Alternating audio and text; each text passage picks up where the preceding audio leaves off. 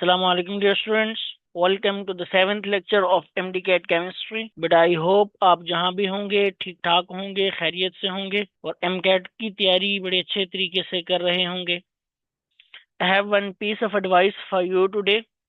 But आप जो भी टॉपिक पढ़ें उस टॉपिक को बुक से रीड लाजमी कीजिएगा. जो आपकी टेक्स्ट बुक है उससे उस टॉपिक को रीड कीजिएगा और अगर कोई चीज आपको समझ नहीं आती तो फिर उसको कंसल्ट कीजिएगा मुझसे कि सर ये वाला जुमला समझ नहीं आया, दिस सेंटेंस इज डाउटफुल, तो फिर मैं उसको एक्सप्लेन कर दूंगा. क्योंकि जब तक आप बुक रीड नहीं करेंगे तब तक बेटा एम कैट के अंदर सारे के सारे एमसीक्यूज को अच्छे तरीके से आंसर करना मेरे ख्याल में थोड़ा आपके लिए मुश्किल होगा. ओके, अब थोड़ा सा मूव करते हैं नेक्स्ट. तो आज का जो हमारा टॉपिक है बेटा that is hydrogen spectrum. Hydrogen spectrum के अंदर सबसे पहले बेटा हम स्पेक्ट्रम की डेफिनेशन पढ़ेंगे कि लाइन स्पेक्ट्रम और कंटीन्यूअस स्पेक्ट्रम में क्या फर्क होता है. फिर एटॉमिक अब्जॉर्प्शन और इमिशन स्पेक्ट्रम को पढ़ेंगे. उसके बाद हाइड्रोजन स्पेक्ट्रम की स्पेक्ट्रल लाइंस को स्टडी करेंगे. Balmer series, Paschen series, Lyman series, Brackett series and Pfund series को बहुत सारे एमसीक्यूज को डिस्कस करेंगे. नंबर ऑफ स्पेक्ट्रल लाइंस को कैलकुलेट करना सीखेंगे. So stay connected till the end of lecture. Let's start. Spectrum तो क्या होता है जी? Spectrum is a visual display और dispersion of component of white light. जो वाइट लाइट के कंपोनेंट्स हैं, जब उसको हम ये एक सन से लाइट आ रही है, इस सन लाइट के जो कंपोनेंट्स हैं इसका विजुअल डिस्प्ले या विजुअल डिस्पर्शन जब उसको किसी प्रिज्म में से गुजारा जाए या किसी डाइफ्रैक्शन ग्रेटिंग से पास किया जाए तो ये जो पैटर्न ऑफ कलर बनेगा बेटा इसको क्या बोलेंगे? स्पेक्ट्रम. द विजुअल डिस्प्ले और dispersion of component of white light when it is passed through prism और डाइफ्रैक्शन ग्रेटिंग. किसी भी चीज से बेटा, या प्रिज्म से गुजारे या डाइफ्रैक्शन ग्रेटिंग से, तो जो विजुअल डिस्प्ले बनेगा उसको हम स्पेक्ट्रम बोलेंगे. इसकी एक बेस्ट एग्जांपल है बेटा आपके पास rainbow. Rainbow is an example of spectrum. अब जो आपके पास स्पेक्ट्रम होता है ये लाइन स्पेक्ट्रम भी हो सकता है, ये कॉन्टिन्यूअस स्पेक्ट्रम भी हो सकता है. ओके, चलें जी बेटा नेक्स्ट. जो कंटिन्यूअस स्पेक्ट्रम होता है वो क्या होता है और जो लाइन स्पेक्ट्रम होता है वो क्या होता है?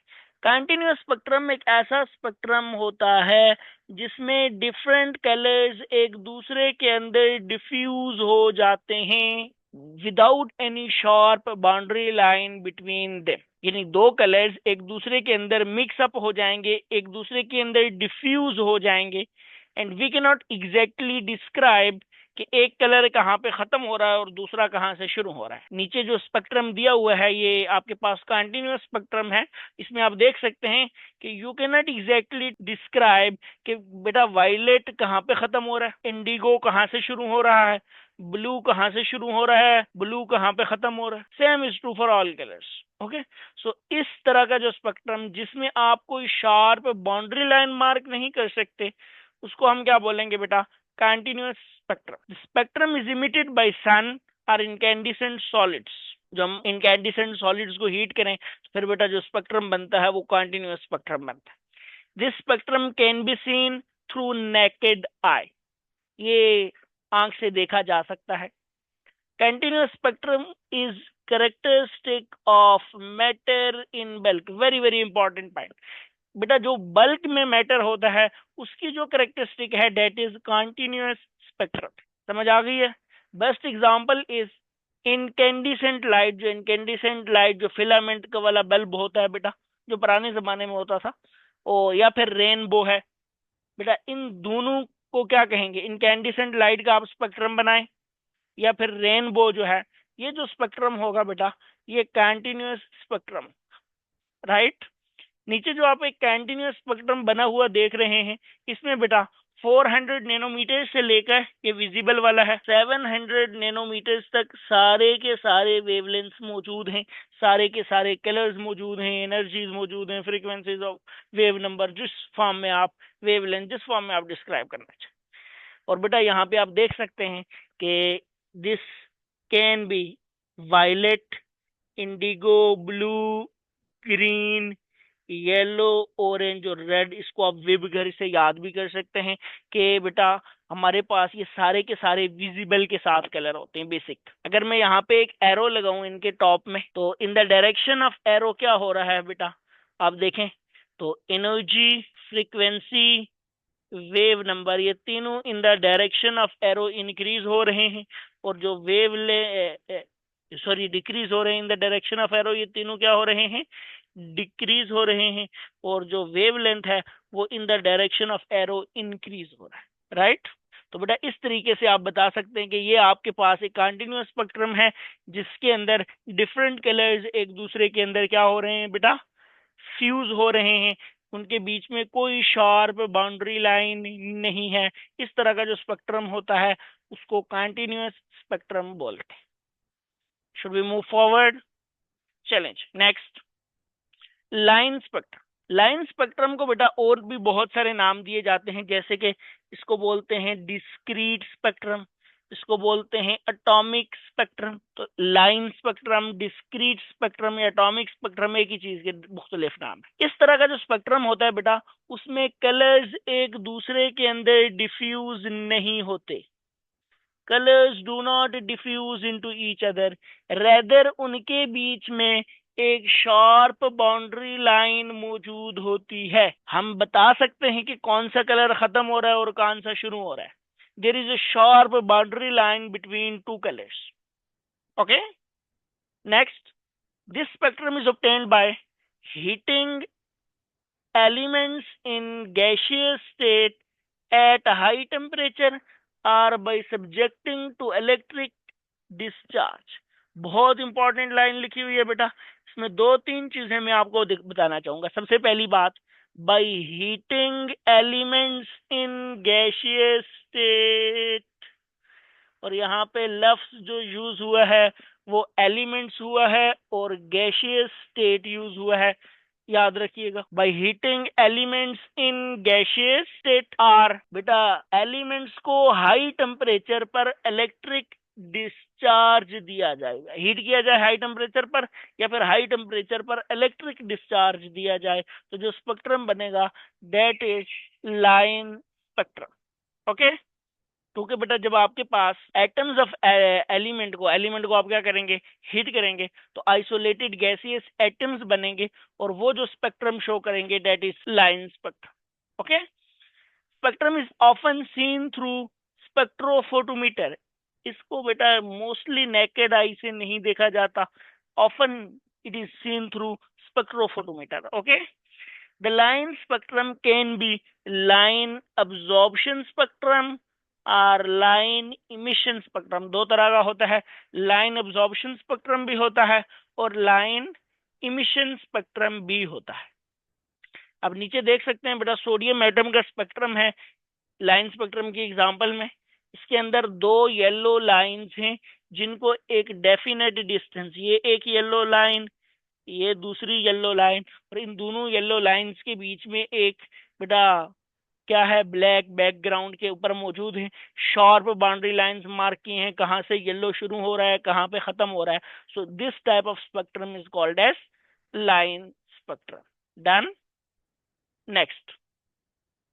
अब बेटा यहाँ पे हम कंटिन्यूअस लाइन स्पेक्ट्रम की जो टाइप्स हैं, अब्जॉर्प्शन स्पेक्ट्रम और इमिशन स्पेक्ट्रम को डिस्कस करेंगे with the help of few typical MCQs.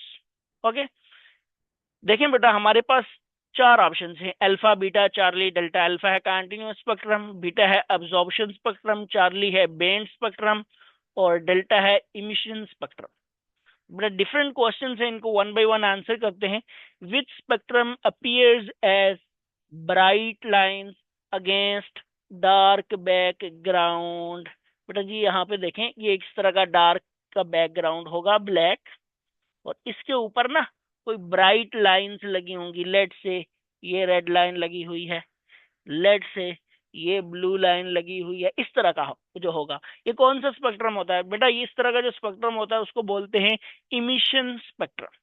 अब गौर से देखें, इमिशन स्पेक्ट्रम में आप यूं मान ले कि जितनी भी किसी ऑब्जेक्ट के ऊपर लाइट पड़ रही है वो सारी की सारी लाइट अब्जॉर्ब हो रही है, वो सारी की सारी लाइट अब्जॉर्ब हो रही है, इस वजह से उसका ब्लैक कलर है। लेकिन सर्टेन पोर्शंस पे लाइट इमिट हो रही है, और जहां जहां जिस जिस कलर की लाइट इमिट हो रही है वहां उस कलर की बेटा आपके पास लाइन आ जाएगी, उस कलर की आपके पास ब्राइट लाइन आ जाएगी। ओके, और वो किस पे आएगी, एक डार्क बैकग्राउंड पे, यानी ये इमिशन स्पेक्ट्रम है। So option is delta, right. Which spectrum is formed by elements when they are in gaseous state. तो बेटा इसका ऑप्शन भी डेल्टा ही है, इमिशन स्पेक्ट्रम। और मैं आपको एक्सप्लेन करता हूं क्यों। और यहाँ पे एक और क्वेश्चन है बेटा number 4, when which spectrum is formed by gases when they are not in excited state. तो ये है बेटा बीटा। तो बेटा इससे हम दोनों से थोड़ा सा एक्सप्लेन कर लेते हैं कि अब्जॉर्प्शन और इमिशन स्पेक्ट्रम में क्या फर्क होता है। फॉर एग्जाम्पल बेटा, एक चीज ग्राउंड स्टेट में मौजूद है और हम क्या कर रहे हैं, उसको स्टडी कर रहे हैं, उसके ऊपर कोई लाइट फेंक रहे हैं, लाइट फेंक के उसका स्पेक्ट्रम जनरेट करना चाहते हैं। तो जब लाइट फेंकेंगे तो वो हाई एनर्जी लेवल पे चली जाएगी, तो वो जो अब्जॉर्ब्ड रेडिएशन है उसका जो स्पेक्ट्रम बनेगा उसको बोलेंगे बेटा अब्जॉर्प्शन स्पेक्ट्रम। यानी ग्राउंड स्टेट में जब होगी ना कोई चीज तो उसका जो स्पेक्ट्रम बनेगा वो क्या होगा, अब्जॉर्प्शन स्पेक्ट्रम। और जब एक्साइटेड स्टेट में होगी और वापस डी एक्साइट हो रही होगी, लाइट आ गई, अब्जॉर्ब कर लिया, हाई एनर्जी लेवल पे चले गए, वापस डी एक्साइट होकर लोअर एनर्जी लेवल पे आएंगे, तो जो स्पेक्ट्रम बनेगा दैट इज इमिशन स्पेक्ट्रम, क्योंकि वो इमिटेड लाइट का स्पेक्ट्रम हो। क्लियर हो गया। इसकी एग्जांपल ऐसे कर लें बेटा आसानी से समझने के लिए, कि मम्मा ने आपको खाने के लिए बहुत सारी चीजें दी, लेट से बिरयानी भी दी, साथ में कोरमा भी दिया और स्वीट भी दिया। आपने सारी बिरयानी नहीं खाई, आपने सारा कोरमा नहीं खाया, आपने सारी स्वीट नहीं खाई, दो आप खा लेंगे लेकिन फिलहाल ये मान के चले। तो बेटा जो आपने खा लिया ना वो आपने अब्जॉर्ब कर लिया, तो वो उस अब्जॉर्ब्ड पोर्शन का जो स्पेक्ट्रम होगा ना, अब अगर गौर से देखो तो हम खाने को पूरा खाने का स्पेक्ट्रम बनाए तो एक तो शुरू में आपको दिया, एक आखिर में आपसे लिया, तो वो जो आपने खा लिया वो बाद में स्पेक्ट्रम में मौजूद नहीं होगा। इसी तरह जब किसी ऑब्जेक्ट के ऊपर लाइट गिरती है तो वो उसमें से सर्टेन जो वेवलेंथ्स होती हैं उनको अब्जॉर्ब कर लेता है। तो एक ब्राइट बैकग्राउंड के अंदर जो जो पोर्शन ऑफ लाइट अब्जॉर्ब हुआ है उसकी जगह ब्लैक लाइन आ जाएगी। इस तरह का जो स्पेक्ट्रम बनता है उसको बोलते हैं अब्जॉर्प्शन स्पेक्ट्रम। और जब एलिमेंट्स एक्साइटेड स्टेट में, यानी ग्राउंड स्टेट में थे, एनर्जी अब्जॉर्ब की, एक्साइटेड स्टेट में चले गए और एक्साइटेड से वापस आते हुए जो अमाउंट, वही अमाउंट ऑफ एनर्जी जो अब्जॉर्ब की थी वो रिलीज करेंगे, तो बेटा जो इमिटेड रेडिएशंस का जो स्पेक्ट्रम बनेगा उसको बोलते हैं इमिशन स्पेक्ट्रम। तो एक्साइटेड स्टेट में जो बनेगा बेटा वो है इमिशन स्पेक्ट्रम, और जो ग्राउंड स्टेट में बनेगा वो है बेटा अब्जॉर्प्शन स्पेक्ट्रम, राइट। चलें, तो बेटा यहाँ पे देख लें spectrum, which spectrum is formed by elements when they are in excited state. तो अब आपको समझ आ गई है कि emission spectrum. And which type of spectrum is formed by gases when they are not in excited state, यानी ground state में होंगी, तो अब्जॉर्प्शन स्पेक्ट्रम बीटा हो गया। अब दरमियान में एक रह गया था तीसरा question, spectrum that is obtained when elements are in gaseous state. अभी पीछे बताया था आपको कि जब एलिमेंट्स गैसियस स्टेट में होंगे तो वो लो एनर्जी रेडिएशंस को क्या करेंगे, लेंगे गैसियस स्टेट में और हाई एनर्जी लेवल पे चले जाएंगे, हाई एनर्जी से वापस लो एनर्जी में आएंगे, तो फिर बेटा ये जो स्पेक्ट्रम बनेगा उसको हम बोलेंगे इमिशन स्पेक्ट्रम, यानी डेल्टा ही ऑप्शन है आपका यहाँ।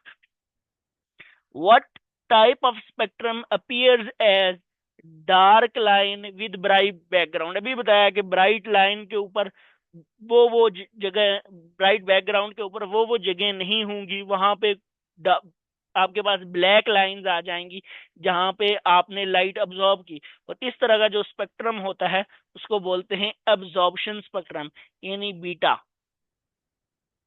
Spectrum of molecule in gaseous state, हाँ ये बड़ी इंपॉर्टेंट बात पूछी हुई है, it is something very very different.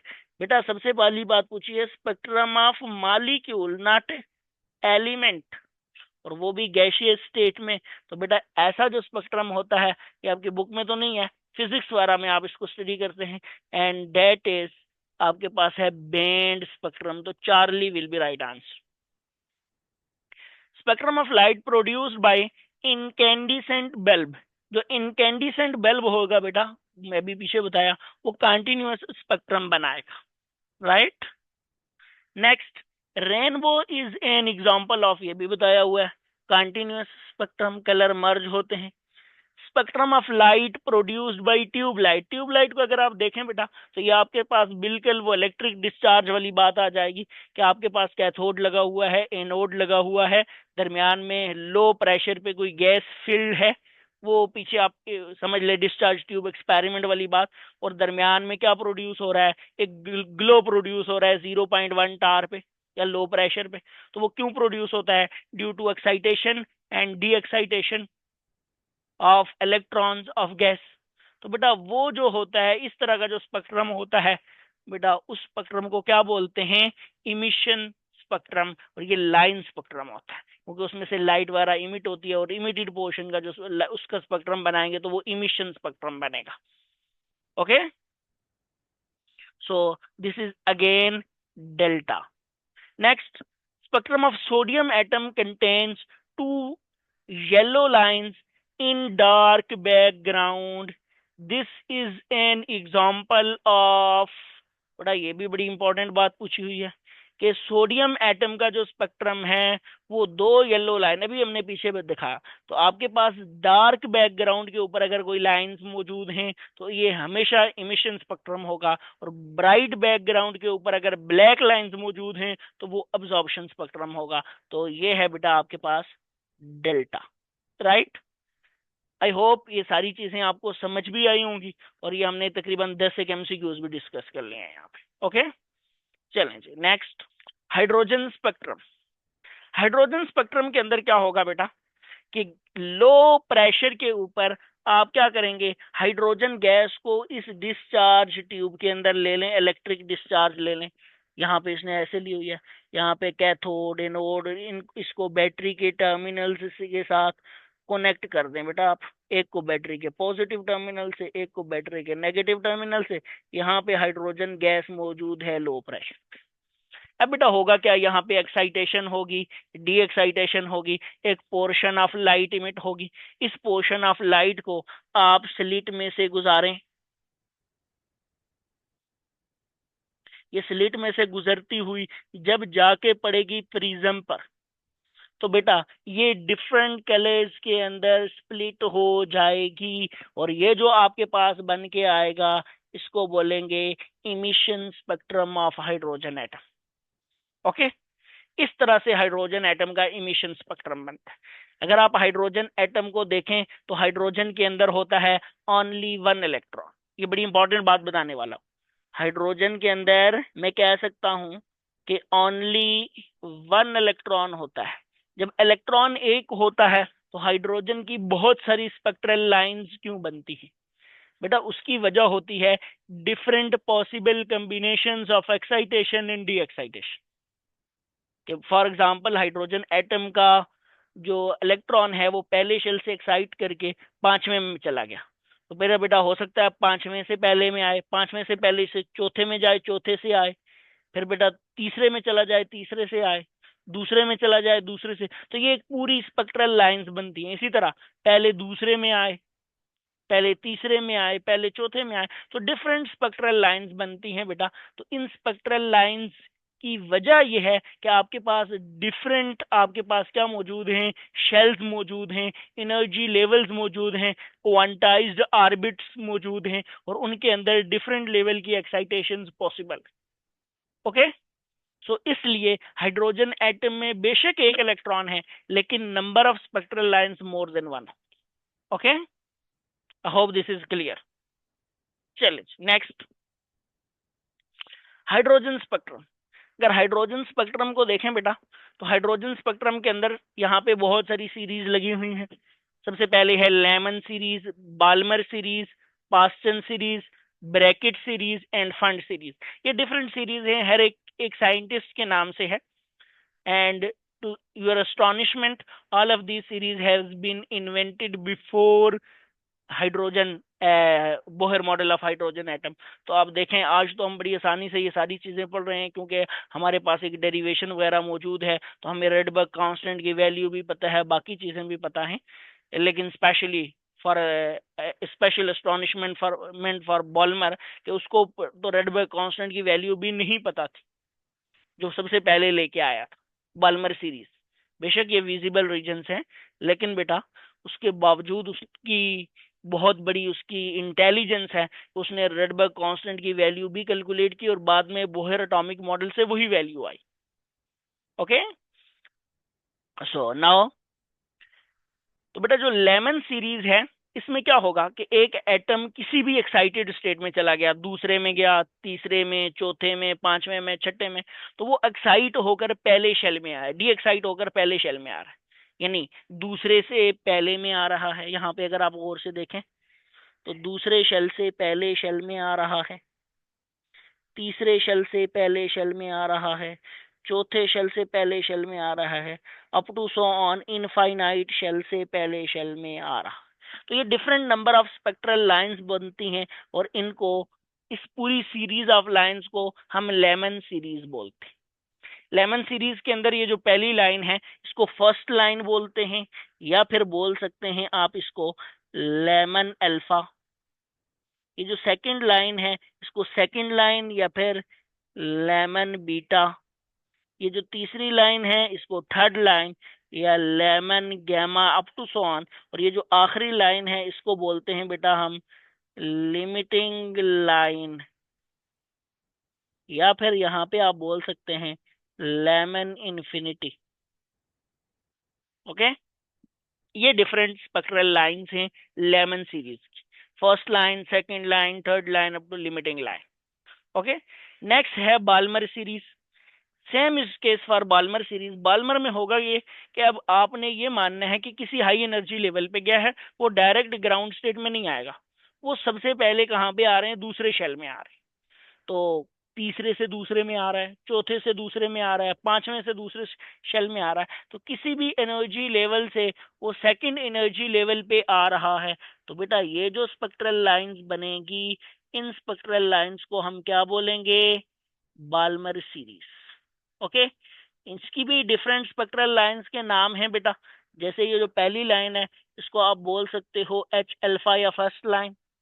ये जो दूसरी लाइन है इसको आप बोल सकते हो एच बीटा या सेकंड लाइन। ये जो तीसरी है इसको बोल सकते हो एच गैमा, फिर बेटा एच डेल्टा, और आखिरी वाली होगी एच इन्फिनिटी या लिमिटिंग लाइन। ओके, स्पेशली ये चारों काफी इंटरेस्टिंग है और इन पे हमने आगे बात भी करनी है with the passage of lecture. जैसे जैसे लेक्चर आगे जाएगा H alpha, H beta, H gamma और एच डेल्टा पे हम डिटेल से बात भी करेंगे। ओके, नेक्स्ट ये बाल्मर सीरीज बन गई। नेक्स्ट है बेटा पास्चन सीरीज। किसी भी शेल से तीसरे शेल में आने को क्या बोलेंगे बेटा, पास्चन। चौथे से तीसरे, पांचवें से, छठे से, सातवें से, एंड सो ऑन। तो इस तरह की जो, इसको बेटा कोई एच अल्फा या पास्चन अल्फा नहीं कहते, इसको फर्स्ट लाइन बोलते हैं, इसको सेकंड लाइन बोलेंगे, इसको थर्ड लाइन बोलेंगे, ये फोर्थ लाइन, और लास्ट वाली को इसी तरह हम नाम दे देते हैं लिमिटिंग लाइन। ओके, नेक्स्ट है ब्रैकेट सीरीज। ब्रैकेट सीरीज में ये जो पहली लाइन है ये बेटा इसकी दूसरी लाइन है, ये तीसरी लाइन है। पहली लाइन क्यों बनी है, चौथे शेल में आने की, पांचवें से चौथे में, दूसरी छठे से चौथे में, तीसरी सातवें से चौथे में, and so on. Okay, and same is true for fund series. Fund series में किसी से भी बेटा पांचवें में आएगा, लेट से छठे से पांचवें में आ रहा है, सातवें से पांचवें में आ रहा है, या किसी इनफाइनाइट शेल से पांचवें में आ रहा है, तो बेटा इस केस में जो आपके पास सीरीज ऑफ स्पेक्ट्रल लाइंस बनती हैं उनको फंड सीरीज कहेंगे। तो ये पहली लाइन है, अगेन ये दूसरी लाइन, ये तीसरी लाइन, और एक इनफाइनाइट होगी। यहाँ पे ये पहली, ये दूसरी, और ये इनफाइनाइट हो गई है। ओके जी, अब ये तो बेटा सिंपल एक्सप्लेनेशन थी आपके पास कि ये हाइड्रोजन स्पेक्ट्रम के अंदर स्पेक्ट्रल लाइंस होती कौन कौन सी। अब बेटा जब आप हाइड्रोजन स्पेक्ट्रम के लिए न्यूमेरिकल्स सॉल्व कर रहे होंगे, तो या फिर कोई एमसीक्यूज क्या कर रहे होंगे, आंसर कर रहे होंगे, तो फिर उस वक्त आप देखेंगे बेटा बड़े गौर से ये एमसीक्यूज के हिसाब से ये दो चीजें आपको घुमाएंगी। नंबर वन, कहीं पे आपको ना N1 और N2 की वैल्यूज गिवन है। लेट से मैं आपको लेमन सीरीज के लिए बताता हूं, आगे लिखी भी होंगी, नेक्स्ट हम with the passage of lecture ये करेंगे भी। लेकिन लेमन के लिए N1 की वैल्यू हमेशा 1 होगी, जो छोटी है वो N1 है, तो N1 हमेशा लेमन के लिए 1 होगी। और N2 क्या होगी, ये 2 हो सकती है, ये 3 हो सकती है, ये 4 हो सकती है, अप टू सॉन, क्योंकि दूसरे से ही आ रहा है मिनिमम। सिमिलरली बाल्मर के लिए N1 क्या है, 2, और N2 क्या है, क्योंकि दूसरे में आ रहे हैं ना, तो N2 क्या है, 2, 3 हो सकती है, 4 हो सकती है, 5 हो सकती है, 6 हो सकती है, 7 हो सकती है, सो। सिमिलरली पास्टन के लिए N1 है बेटा आपके पास 3, चारों में आप देख लें। N2 क्या है, 4, 5, 6, 7 एंड सो ऑन। ब्रैकेट के लिए N1 क्या है, 4, N2 क्या है, 5, 6, 7 up to so on. Pfund series के लिए N1 क्या है, 5, तो बेटा N2 क्या है, 6, 7, 8 up to so on, up to infinity. Okay, तो इस तरीके से बेटा हम N1 और N2 की वैल्यूज को कैलकुलेट करते हैं। This is one of the most important thing, कि जो छोटी है वो N1 है, जो बड़ी है वो N2 है। फॉर एग्जाम्पल आपको दो वैल्यूज दे रखी हैं, यूं समझ ले कि एक इलेक्ट्रॉन है, आपको कहा जाता है कि वो इन दो शेल्स के बीच में ट्रांजिट कर रहा है, छठे और तीसरे में, तो आप क्या कहेंगे, N1 is equal to 3, N2 is equal to 6। Done, challenge. Until कोई मेंशन नहीं है, आपने इसी तरीके से चलना है, और वो मेंशन वाली बात भी आगे कर रहे हैं। ओके, नेक्स्ट बेटा, ये आ गई मेंशन वाली बात। मेंशन कैसे करेगा, जैसे उसने लिख दिया है बेटा लव्स टू, कि यहां से यहां पे जा रहा है, तो अब आपके पास चॉइस नहीं है, ये पीछे वाले जो हैं ये N1 है, और ये बाद वाले क्या हैं, टू है। ओके, चलेंगे। अब बेटा यहां पर गौर से देखें, which of the following transition in hydrogen atom emits a photon of high energy. यहाँ पे उसने दो गड़बड़ की हुई है। एक तो आपको चीज पूछी हुई है, वो हम डिस्कस भी करेंगे, लेकिन यहाँ पे लिखी हुई है इमिट, और यहाँ पे अगर गौर से देखें तो 1 से 2 में जाते हुए तो अब्जॉर्ब होगी, 2 से 6 में जाते हुए तो अब्जॉर्ब होगी, तो ये दोनों तो रूल आउट हो गए। तो ये ट्रिक यूज हो सकती है, बी अवेयर। इमिट अब्जॉर्ब का लफ्ज गौर से देखिएगा। क्लियर हो गया। नेक्स्ट, अब बेटा पीछे आपके पास दो ही ऑप्शन बचे हैं, कि 6 से दूसरे में आते हुए ज्यादा एनर्जी रिलीज करेगा, या 2 से पहले में आते हुए ज्यादा एनर्जी रिलीज करेगा। बेटा ओब्वियसली आपको आंसर पता है, लेकिन मैं आपको थोड़ा सा वापस पिछली स्लाइड पे लेके जाता हूँ। मैं लेमन सीरीज की बात करता हूँ। लेमन सीरीज में अगर बेटा देखें तो लिमिटिंग लाइन की एनर्जी डिफरेंस सबसे ज्यादा है। तो लिमिटिंग लाइन किसी भी सीरीज में, लेमन, बाल्मर, पास्टन, ब्रैकेट और फंड सीरीज में, जो लिमिटिंग लाइन होगी, बल्कि अगली लेक्चर में स्लाइड पे लिख देते हैं, ये ले, जो किसी भी में लिमिटिंग लाइन होगी बेटा, लिमिटिंग लाइन के लिए एनर्जी, फ्रीक्वेंसी और वेव नंबर की वैल्यू सबसे ज्यादा होगी। लेकिन लिमिटिंग लाइन के लिए वेव लेंथ की वैल्यू क्या होगी बेटा, सबसे कम होगी। सिमिलरली जो आपके पास फर्स्ट लाइन होगी, ओके, फर्स्ट लाइन को अगर देखें तो एनर्जी, फ्रीक्वेंसी और वेव नंबर की वैल्यू सबसे कम, और वेव लेंथ की वैल्यू सबसे ज्यादा होगी। डन। तो बेटा इसी तरह बेशक आपको लिमिटिंग और फर्स्ट नहीं भी पूछी हुई, दूसरी, तीसरी, चौथी और पांचवी पूछी हुई है, तो जो लिमिटिंग वाली साइड पे हैं उनकी एनर्जी ज्यादा, उनकी फ्रीक्वेंसी ज्यादा, उनका वेव नंबर ज्यादा, उनका वेव लेंथ कम।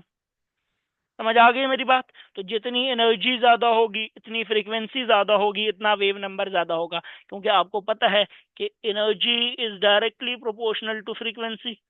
दूसरी बात, energy is directly proportional to wave number. और तीसरी बात, energy is inversely proportional to wave length.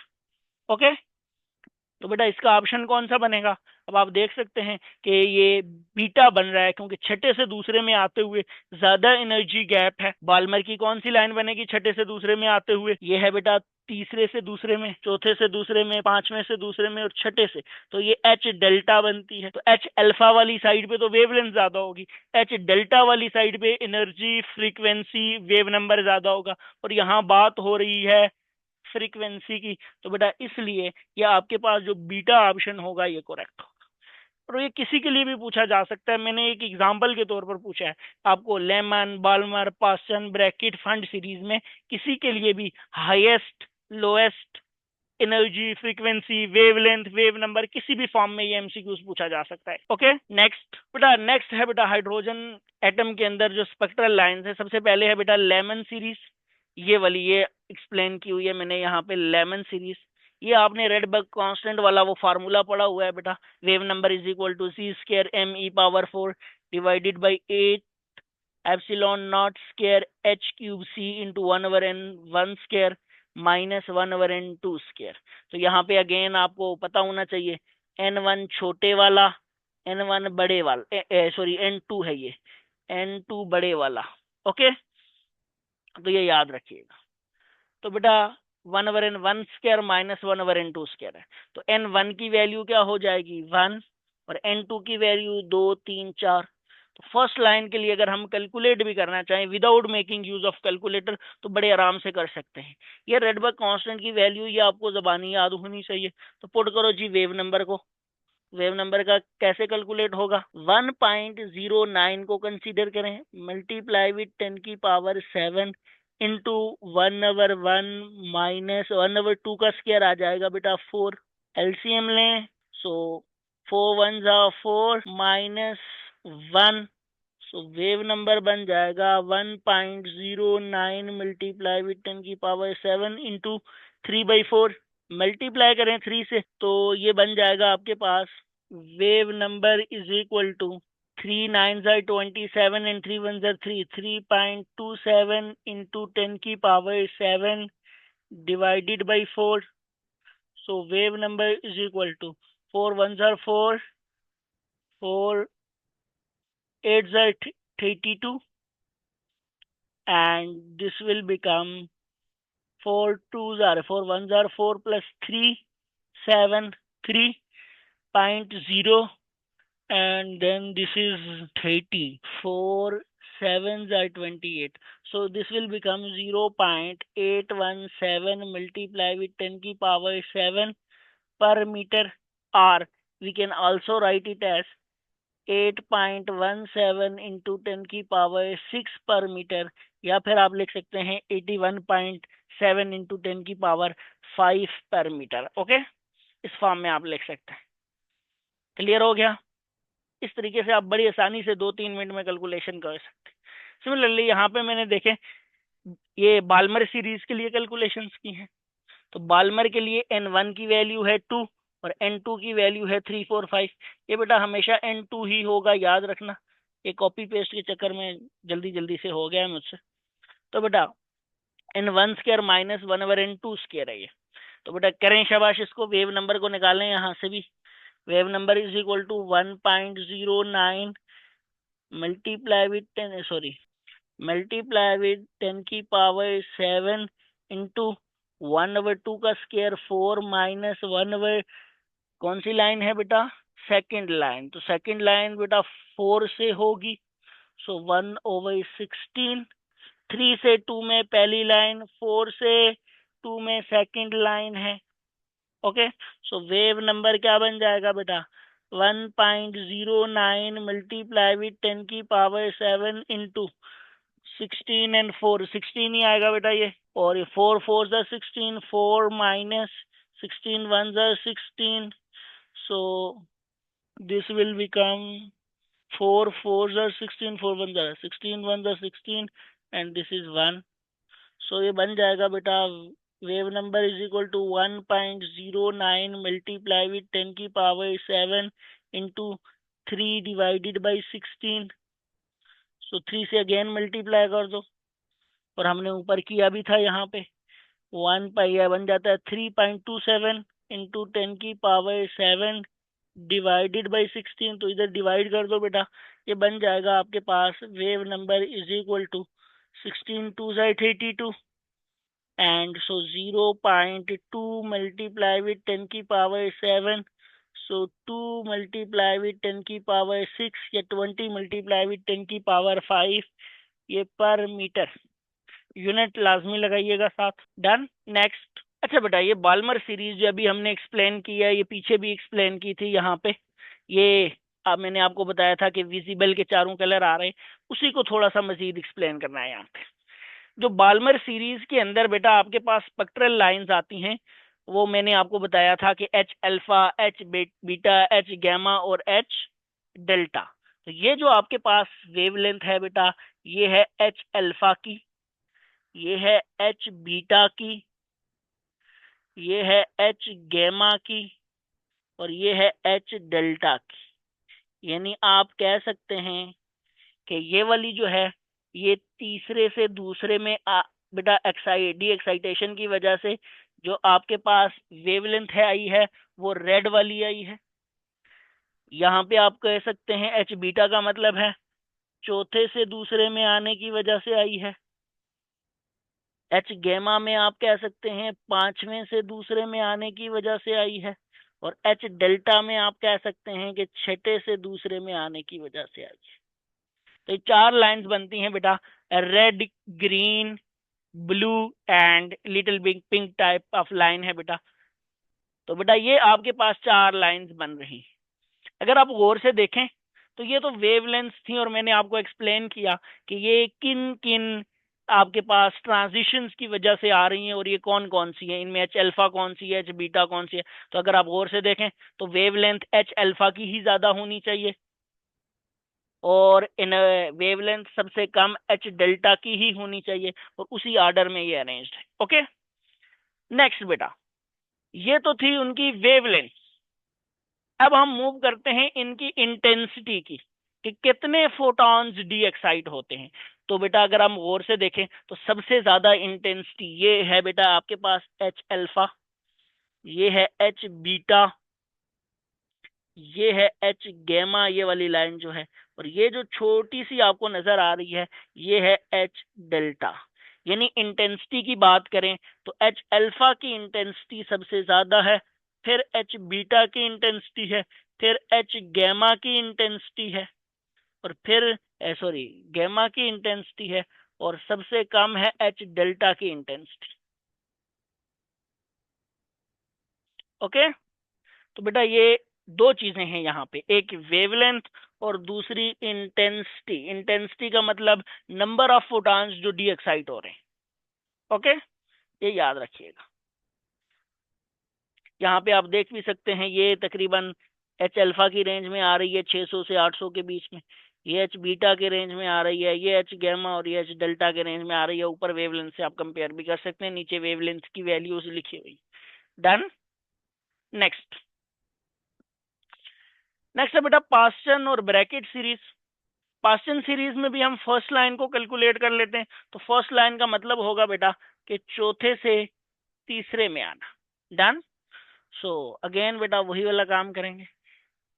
Wave number is equal to 1.09 multiply with 10 की पावर 7 इंटू 3 का square 1 divided by 9 minus 1 divided by 4 का square आएगा 16। यहाँ पे एलसीएम लेंगे 4 और 16 नहीं जा रहे, सो 16 9 आर 144, या आप मल्टीप्लाई भी कर सकते हैं, मुझे जबानी याद है। ये ले बेटा, ये 144 ही आ रहा है। So 9 16 are 144, 16 1 are 16 minus 9 16 are 44, so 9 1 are 9। So ये बन जाएगा 1.09 इंटू 10 की पावर 7। सो ये बेटा 1.09 इंटू 10 की पावर 7 इंटू 7 डिवाइडेड बाई 144। सो 7 से मल्टीप्लाई करें, 7 9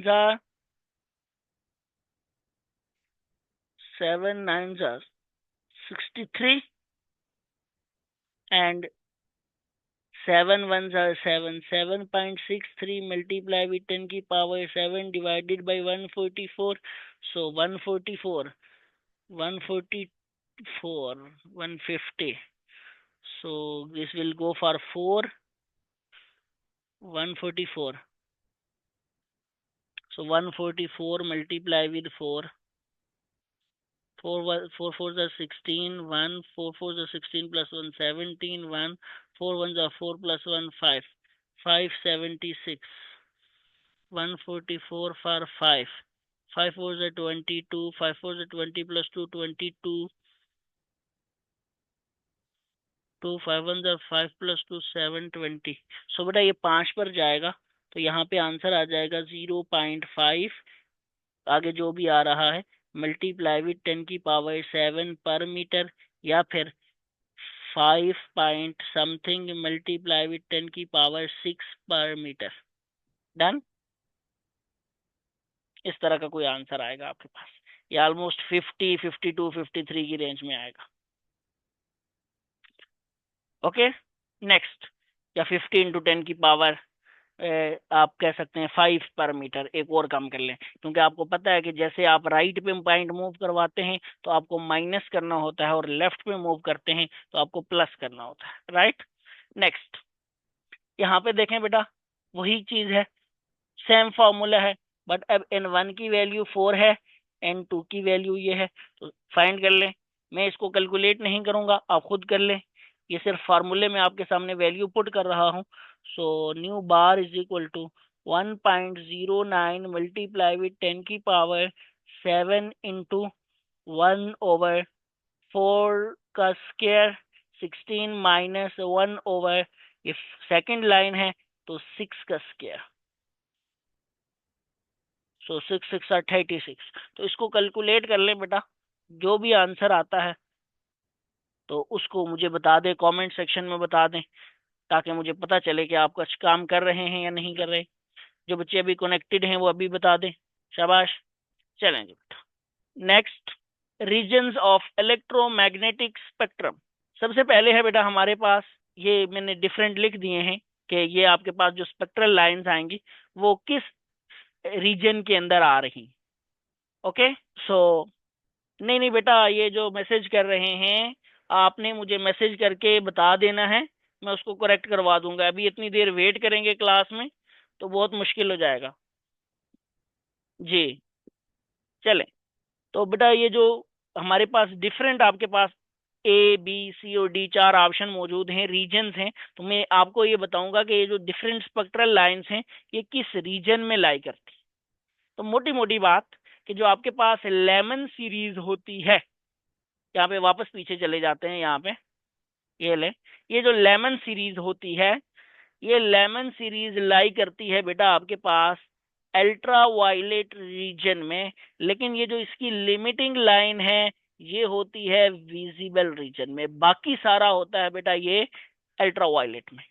जो बाल्मर सीरीज है ये बेटा होती है विजिबल में।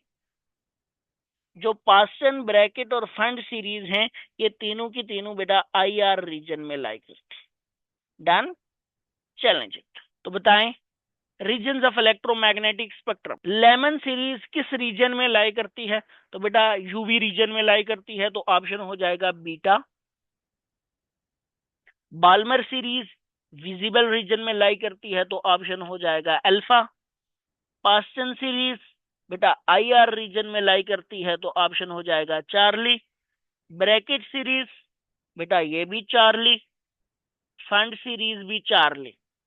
Limiting line of Lyman series बेटा ये हो जाएगा अगेन अल्फा। अभी आपको बता दिया ये विजिबल रीजन में लाई करता है। H gamma line of Balmer series, तो बाल्मर की कोई भी हो बेटा, कोई ऐसे भी पूछ सकता है, किसी और की भी, ये एक एक्सेप्शन है limiting line of lemon series की, बाकी कोई एक्सेप्शन नहीं है इसमें।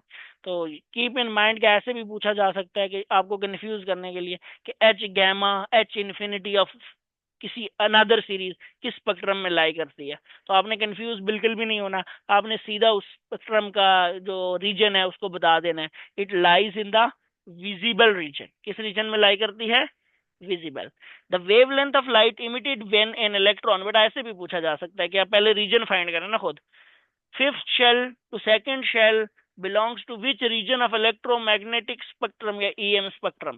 बेटा पांचवें से दूसरे में, तो सबसे पहली बात दूसरे में आ रहा है तो बाल्मर है, तो अगर तीसरे से दूसरे में हो तो बेटा हम कहेंगे एच अल्फा, चौथे से दूसरे में हो तो एच बीटा, तो ये एच गैमा की बात कर रहा है पांचवें से दूसरे में, तो ये बाल्मर है, तो बाल्मर तो सारी की सारी विजिबल रीजन में ही लाई करती है, so option alpha will be.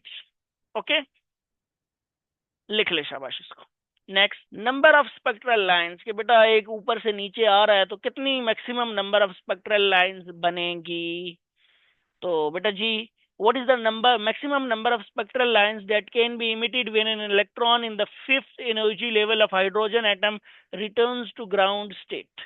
अच्छा बेटा नीचे मैंने मेंशन कर दिया है कि जब आपको सिर्फ n की वैल्यू गिवन हो, जैसे यहाँ पे n5 की वैल्यू गिवन है, n1 n2 नहीं गिवन, या ग्राउंड स्टेट आप यहाँ पे मान के भी चल सकते हैं कि n1 गिवन है, लेकिन कुछ ऐसी केसेस होंगी कि बेटा एक इलेक्ट्रॉन इतने शेल में है तो कितनी maximum number of D excitation करके ये ग्राउंड क्या कर सकता है, स्पेक्ट्रल लाइन जनरेट कर सकता है। तो उस केस में आपको ग्राउंड स्टेट नहीं गिवन, तो जब सिर्फ n गिवन हो, n1 और n2 ना गिवन हो, तो उस केस में आपके पास ये वाला फार्मूला लगेगा n into n minus 1 divided by 2। और जब बेटा n1 और n2 दोनों गिवन हो तो फिर delta n into delta n plus 1 divided by 2। यहाँ पे थोड़ा सा ख्याल कीजिएगा बेटा, बच्चे अक्सर मिस्टेक करते हैं कि यहाँ पे साइन माइनस का है, यहाँ साइन प्लस का। ओके, बाकी तो बातें ठीक है, एन और डेल्टा एन कर दिया, लेकिन ये साइन भी चेंज हो रहे हैं। डन, तो यहाँ पे फाइंड कर लें बेटा, अगर आप फाइंड कर लें इस फार्मूले से ही कर लें। सो लेट्स से ये बन जाता है 5 into 5 minus 1 divided by 2. So 5 into 4 20 divided by 2 which is equal to 10. So 10 spectral lines बनेगी टोटल। डन, ओके बेटा, this makes an end to this lecture. Good bye. अगर आपके कुछ क्वेश्चंस हैं तो आप यहाँ पे हमें पूछ सकते हैं, व्हाट्सएप नंबर पे पूछ सकते हैं, ईमेल में पूछ सकते हैं, कमेंट सेक्शन में पूछ सकते हैं। थैंक यू ऑल, अल्लाह हाफिज़।